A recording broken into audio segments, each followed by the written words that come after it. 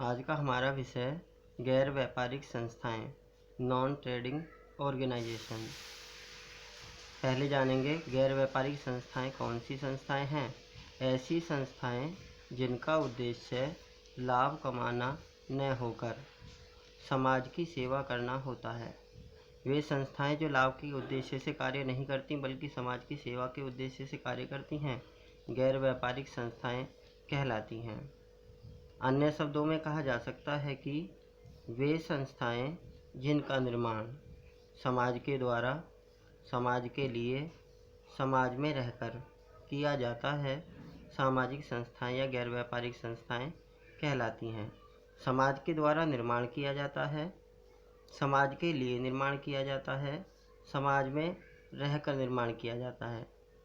सामाजिक सेवाएं प्रदान करती हैं, सामाजिक संस्थाएं या गैर व्यापारिक संस्थाएं कहलाती हैं।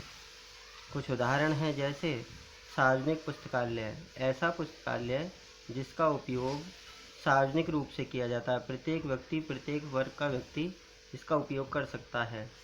औषधालय, ऐसा चिकित्सालय या औषधालय जहाँ पर प्रत्येक वर्ग को सेवाएं प्रदान की जाती हैं। क्रीड़ा स्थल, जहाँ पर प्रत्येक वर्ग का व्यक्ति जाकर खेल सकता है। क्लब आदि इसके उदाहरण हैं। यद्यपि इन संस्थाओं का उद्देश्य लाभ कमाना नहीं होता, किंतु वर्ष के अंत में इन्हें भी अपना आर्थिक चिट्ठा बनाना अनिवार्य है।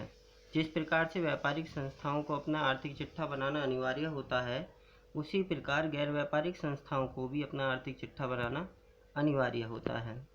कौन कौन से खाते तैयार किए जाते हैं?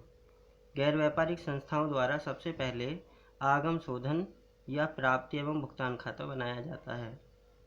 इसी के बाद आय व्यय खाता और आय व्यय खाते के शेष की सहायता से आर्थिक चिट्ठा तैयार किया जाता है।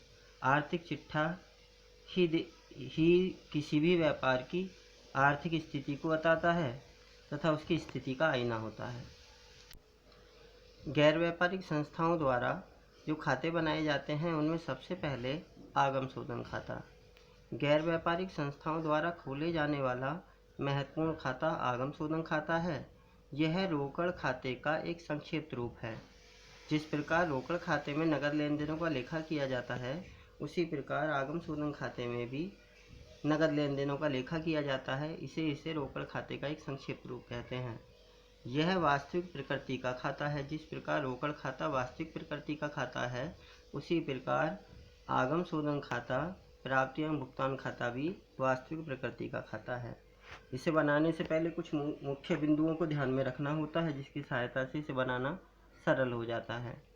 जैसे मुख्य बिंदु, इसमें आगम तथा शोधन दो पक्ष होते हैं। इसके अंदर आगम अर्थात प्राप्ति तथा शोधन अर्थात भुगतान दो पक्ष होते हैं। यह प्रारंभिक शेष से प्रारंभ होता है तथा अंतिम शेष पर समाप्त होता है। प्रारंभिक शेष रोकड़ खाते का प्रारंभिक शेष से प्रारंभ होगा तथा अंतिम शेष पर समाप्त हो जाएगा। इसमें समायोजन का लेखा नहीं किया जाता। किसी भी समायोजन, अदत्त, पूर्वदत्त, उपार्जित, अनुपार्जित, संपत्ति पर ह्रास आदि समायोजनाओं का लेखा इसमें नहीं किया जाता। इसमें गत वर्ष, चालू वर्ष तथा आगामी वर्ष को शामिल किया जाता है। गत वर्ष वह वर्ष जो इस वर्ष है उससे पिछला वर्ष गत वर्ष है। चालू वर्ष जो वर्ष चल रहा है वह चालू वर्ष है तथा जो वर्ष आगे आने वाला है वो आगामी वर्ष कहलाता है। इसे उदाहरण द्वारा समझेंगे। 2020 हमारा चालू वर्ष है, जबकि 2020 से पहले आया हुआ है वह गत वर्ष में शामिल किया जाएगा। और 2021 आगामी वर्ष है।